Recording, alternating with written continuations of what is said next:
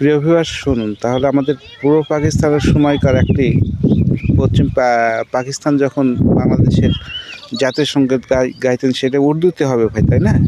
ওটা পশ্চিম পাকিস্তান, হ্যাঁ, মানে এই দুটো ভাগ হয়, এটা পূর্ব পাকিস্তান, ওটা পশ্চিম পাকিস্তান, কিন্তু রাষ্ট্র চালায় ওই একটা লোক, পূর্ব পাকিস্তানে। হ্যাঁ পুরো মানে তো পশ্চিম এখন পাকিস্তান। যে গান, যে সঙ্গীতটা করবেন জাতীয় সঙ্গীত, সেটা পূর্ব পাকিস্তানের, হ্যাঁ, অর্থাৎ বাংলাদেশের, সেই সময়কার বাংলাদেশের। বাংলাদেশ, হ্যাঁ, মানে পূর্ব বাংলা। আচ্ছা, পূর্ব বাংলার একটি জাতীয় সঙ্গীত শুনুন, সেই আমলের গান।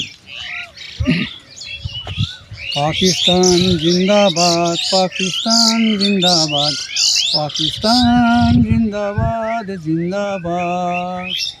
পূরব বাংলার শ্যামলিময়, পঞ্চ নদীর তীরে অরুণিময়, ধূসর সিন্ধুর মরু সাহারায়, ঝান্ডার জাগে যে আজাদ।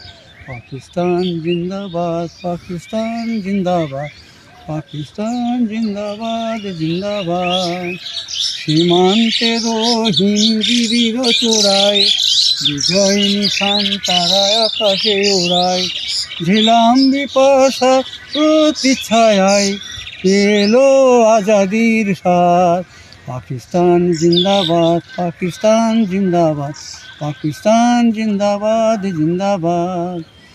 সাম্য মৈত্রীর বন্ধন হয়, তৌহিদ দীক্ষার কণ্ঠে যাহার, তিস্তা বিতস্তার আজ মুছে যায়, রানীর দুঃখ বিষয়। পাকিস্তান জিন্দাবাদ, পাকিস্তান জিন্দাবাদ, পাকিস্তান জিন্দাবাদ জিন্দাবাদ।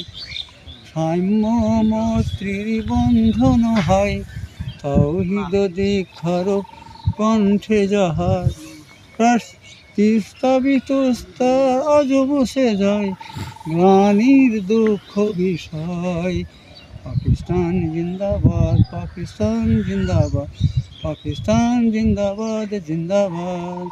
সীমান্তের হিমগিরির চূড়ায়, বিজয় নিশান তারায় আকাশে ওড়ায়, ঝিলাম বিপাশার প্রতিচ্ছায়ায়, এলো আজাদির স্বাদ।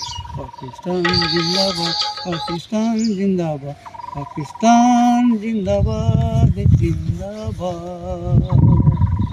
তো ঠিক আছে প্রিয় ভিউয়ার্স, কেউ মনকে দেশদ্রোহী বা অন্য কিছু ভাববেন না কেউ, জাস্ট একটু অনেক পুরাতন মানুষ তো, সেজন্য সে অনেক কিছু জানে, কিন্তু মানে বললো 76 বয়স, মানে 76 বছর। আচ্ছা, আপনি কিছু বললে বলেন ভাই ওইভাবে।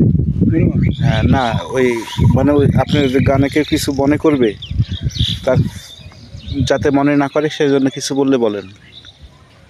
আমি এই জাতীয় সঙ্গীতটা আমি বলতাম না, আমার ছোট